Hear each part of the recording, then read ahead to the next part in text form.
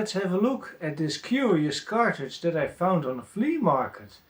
Yes, this is one of those really interesting pirate game cartridges. It says it has 1201 games on it. Of course, there's something really fishy about this, because it's not exactly 1200 games in one. So let's find out what's on this mysterious cartridge.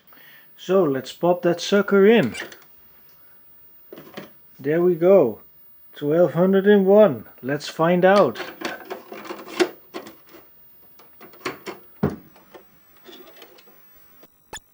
So, first thing you see when we switch it on is the menu system. It proudly says 1201. Well, let's find out. First we're going to scroll a bit through the menu. And as you can see, there is 20 games per page. So, deducing from the 1200, that's gotta be 600 games, right? Well, not quite. As you can see, a lot of games actually repeat themselves. And they have really funny names.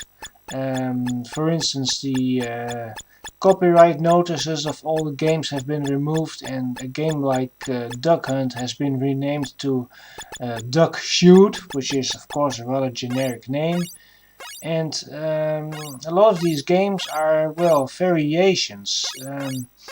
They're the original games minus the copyrights, and they've made a few different variants, especially with Contra. You see that Contra is listed 4 times on each page, and they basically patch the ROM. So when you select a certain version of Contra, it doesn't matter which one you choose, you'll see that they have a small variant in the game. For instance, you start with a different weapon. The menu system basically applies some kind of ROM patch to the game, so that in one instance you start with the spread shot, and in another variant you start with the fire weapon, and so on. And this is Duck Shoot, of course Duck Hunt. So, and as you see, the Nintendo copyright has been removed. And this is Nuts and Milk. Nuts and Milk is a really obscure game that I haven't really heard of. I think this was only released in Japan, correct me if I'm wrong. This is such an obscure game that, well, I don't even know if this was released in the West. At least I have never heard of this. I think it's one of those Famicom exclusives, and this game is just so weird. I don't really know what the purpose of this game is. Now we take a look at one of the variants of Contra, and well, this is just regular Contra without the Konami copyright message. And you see that it's just, well, dollar box standard. This is Contra with a normal weapon, basically the normal version. And here we have another variant of Contra, and they just given it a slightly different name. And let's see what this version does. Oh, it does the spread shot by default. So in this version you start with the spread shot. And in the next version we're probably going to start with the fire weapon, which is kinda useless. So let's find out. Fiami Contra. Well, it's kind of a play on words, I guess. They probably refer to fire or something. These names for these game entries are really funny, and lo and behold, there we have the fire weapon. Oh dear. This is just the same ROM, but with a few patches applied to them. And this is Binary Land.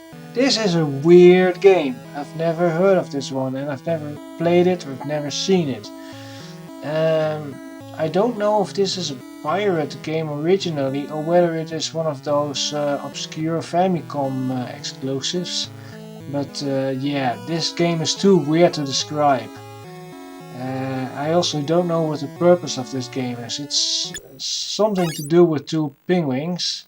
And this is Battle City. The game just uses a generic name called Tank. And this one actually still has a copyright message in it.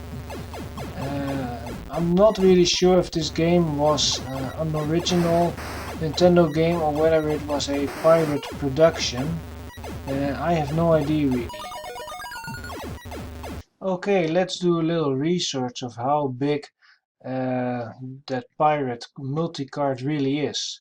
As you can see, I have here the NES cards database, and let's look up some data for some games that are on this cartridge. For instance, take Contra, which is repeated 4 times on this game, and if you look at the entry, it's 128K mask ROM.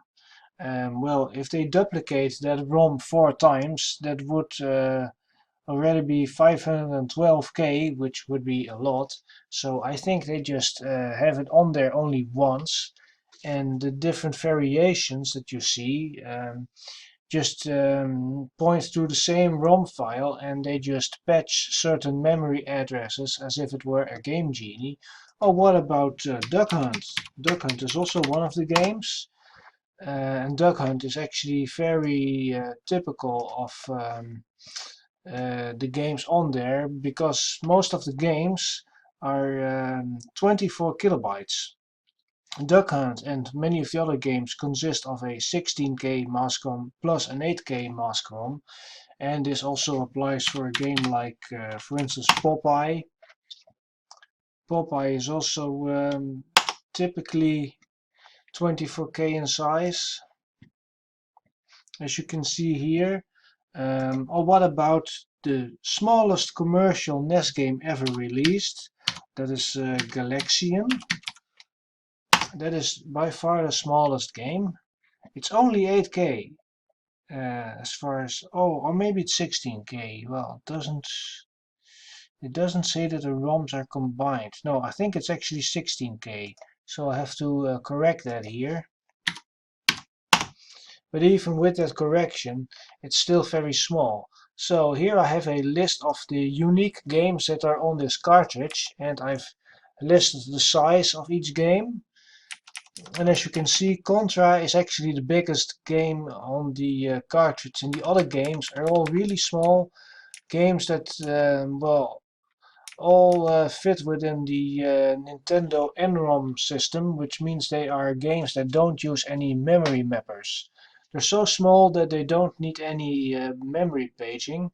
Contra is of course an exception, and Ninja would also be an exception because it's 64K, and the 6502 processor can only map 64K, and if it were to map that entire ROM, it could not map any memory. So that game would probably be bank switched, just like Contra. But if we add all these games up, and we take into account that the ROM for Contra and for Binary Land, which are both duplicated, only exist one time in the actual ROM, then, well, I'd say the total ROM size is about 520K, excluding the code for the menu system, which would probably patch some of the games. And if Contra and Binary Land are actually put on there, well, a few times, it would still be about, well, less than a megabyte. So there you have it. That's about how big this pirate cartridge is, and I all figured this out using this game database that you can find. It's listed here. It's the bootcode website, and you can find a lot of information about NES games on there, about their different board revisions, different regional variations, and the chips that are inside each game. And as you can see, a 16K mask ROM and an 8K mask ROM, and some games contain a RAM chip as well. So, well, there you have it. That's kind of proof showing how this pirate card works.